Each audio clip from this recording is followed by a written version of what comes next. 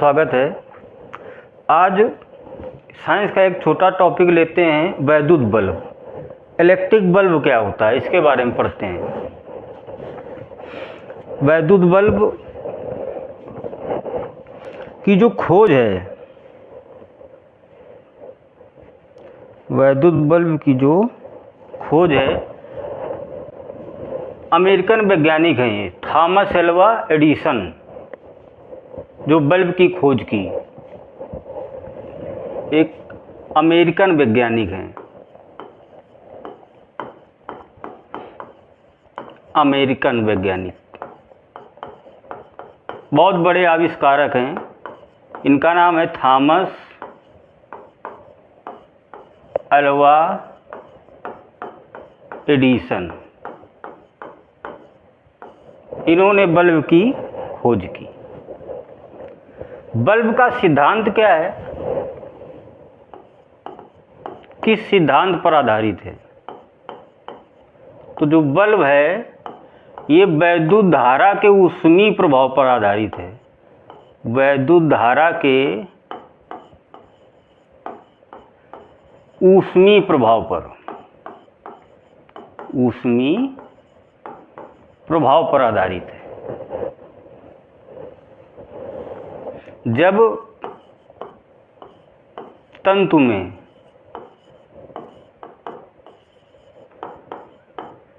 धारा प्रवाहित होती है, धारा प्रवाहित करते हैं, तो तंतु गर्म होता है, गर्म होता है और श्वेत तप्त होकर प्रकाश उत्पन्न करता है, प्रकाश उत्पन्न करता है। तो बल्ब क्या है?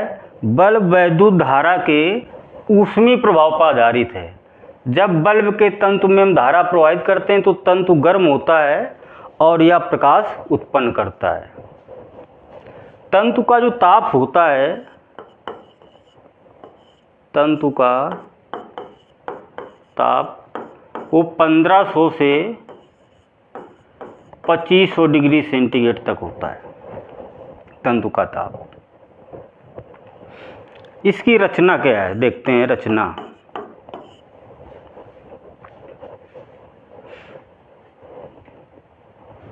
रचना में क्या है, यह एक कांच का बल्ब होता है। खोखला कांच का क्या होता है? एक यह बल्ब होता है जिसके अंदर वायु को निकालकर निर्वात उत्पन्न कर लिया जाता है, जिसके अंदर वायु को निकालकर निर्वात उत्पन्न कर लिया जाता है। ये जो भाग है ये पीतल है, पीतल की टोपी बोलते हैं, पीतल की टोपी होती है जिसको हम चपड़ा भरकर इस बल्ब में सील कर दिया जाता है, बंद कर दिया जाता है। तो ये पीतल की क्या होती है? एक टोपी होती है और इसमें दो ये पिन लगी होती हैं जो होल्डर को फांसने के काम आती हैं। इस पीतल की टोपी के यहाँ पे देखते हैं ये जस्ते के टाँके लगे होते हैं, दो जस्ते के टाँके, रांगा जिसे बोलते हैं, और इन टाँकों से दो तार अंदर प्रवेश करते हैं। ये तार अंदर इस प्रकार लाए जाते हैं कि एक दूसरे को स्पर्श न करे।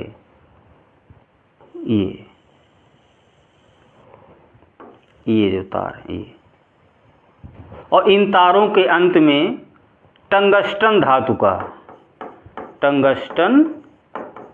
का पतला तार होता है इस तरीके से,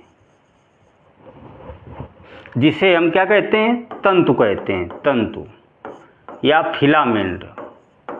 तंतु या फिलामेंट कहते हैं। और टंगस्टन जो धातु होती है, इसका जो गलनांक होता है, गलनांक वो होता है 3400, लगभग 3400 डिग्री सेंटीग्रेड होता है। ये हो गई रचना। क्या इसमें खोखला कांच का बल्ब होता है, इसमें पीतल की एक टोपी होती है जिसको चपड़ा भरकर बल्ब में सील कर दिया जाता है, बंद कर दिया जाता है, और इसमें 2 पिन लगी होती हैं। पीतल की टोपी के ऊपर जस्ते के दो टाँके लगे होते हैं। इन टाँकों से 2 तार अंदर इस प्रकार लाए जाते हैं कि ये एक दूसरे को स्पर्श न करे, और इसके अंत में टंगस्टन धातु का तंतु लगा देते हैं जिसे फिलामेंट या तंतु कहते हैं। और इसका गलनांक कितना होता है? 3400 डिग्री सेंटीग्रेड होता है।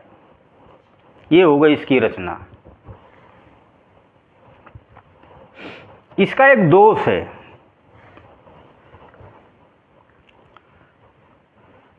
दोष क्या है?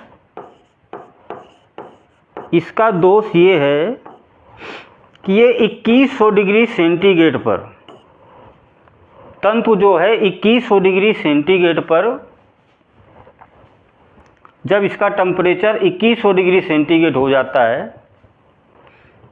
तो ये दीवारों में, कांच की दीवारों में जमने लगता है, जिससे बाहर आने वाला प्रकाश धुंधला पड़ जाता है।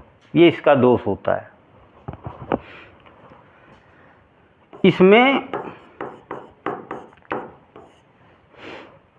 निष्क्रिय गैस भरी जाती है, नाइट्रोजन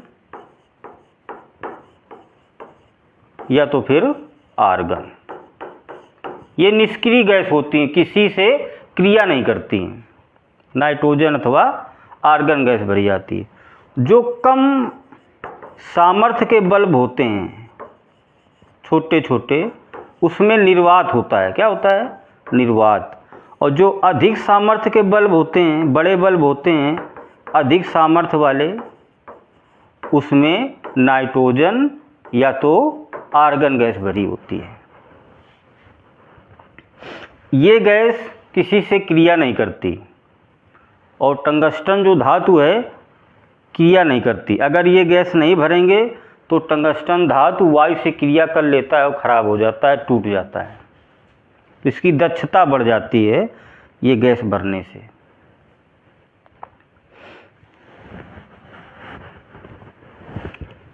ये है वैद्युत बल्ब। तो ये अमेरिकन वैज्ञानिक थे, थॉमस अल्वा एडिसन। इनमें बहुत सारे प्रयोग किए, उनमें सबसे अच्छा प्रयोग इनका क्या था? इलेक्ट्रिक लैंप, विद्युत बल्ब। और इनके बहुत सारे प्रयोग हैं। फोनोग्राफ एक प्रयोग है इनका, फोनोग्राफ, जिसे हम ग्रामोफोन भी बोलते हैं।